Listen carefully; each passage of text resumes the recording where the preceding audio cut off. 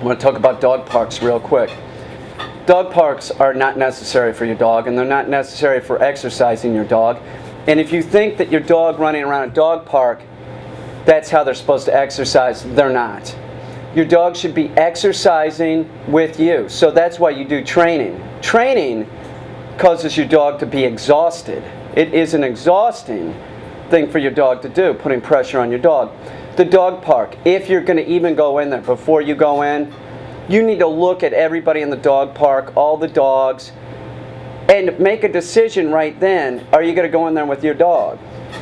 I don't use them. I think they're filthy. The two dog parks in Williamsburg, both of them had cases of leptospirosis dogs in there, and all 4 of those dogs died. So I don't go in dog parks. There's no way.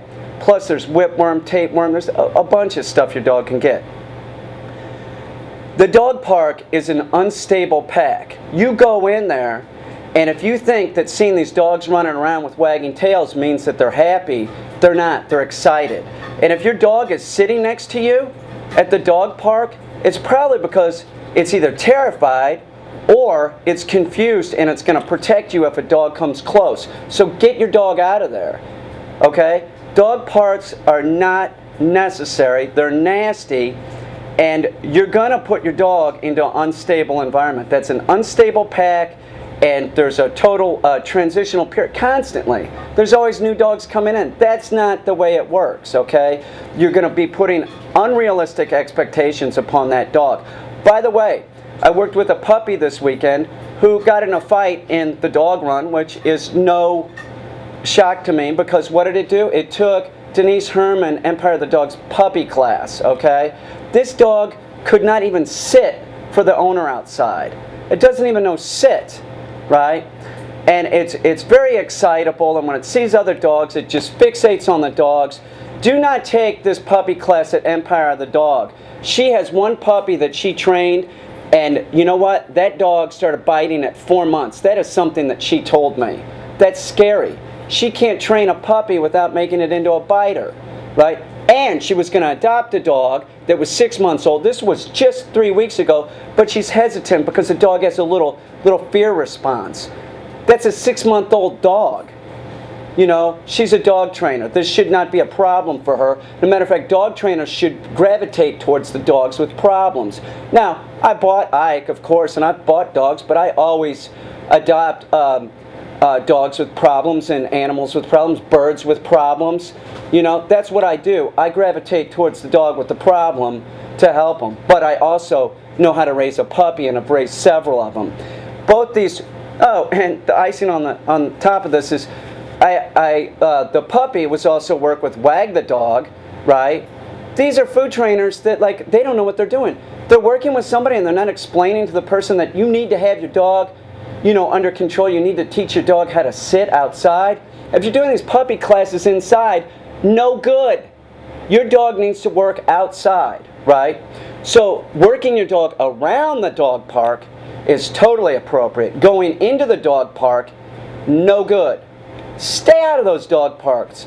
That is no good. Oh, one more thing I almost forgot. The puppy this weekend. So the 2 food trainers, this is a dog that's just a little bit over a year old. The 2 food trainers, the most well-known ones in Williamsburg, work with this dog. Dog can't even sit outside. Can't sit, can't heel, nothing, right?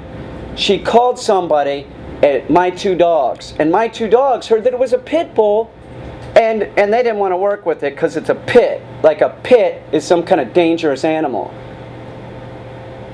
So bad. So bad. These food trainers are terrible, terrible people that aren't interested in your dog's behavior. What they're interested in is making money and getting everybody into their puppy class and turning dogs into biters and excitable dogs. So I suggest you stay out of these food training puppy classes. Look for an obedience trainer in your neighborhood. Do that. Do not look for anybody that says, oh, it's positive style training. Positive style training is not positive at all. You have to teach the animal right from wrong. You can't just go on like, oh, the dog will pick up what's negative if I just give it a treat when it does something positive. What animal works like that? We don't work like that. Stay out of the dog parks. It's not necessary, okay? And if your dog is sitting right next to you at the dog park, it's probably scared. Get the fuck out of there. You're scaring your dog, and train your dog. That is not a way to exercise your dog, taking it to the dog park. Oh, one other thing. I'm never quitting.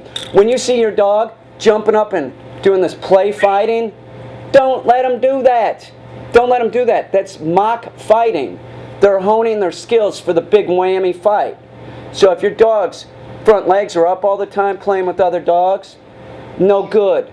That's mock fighting. The body language is the same as a fight, almost.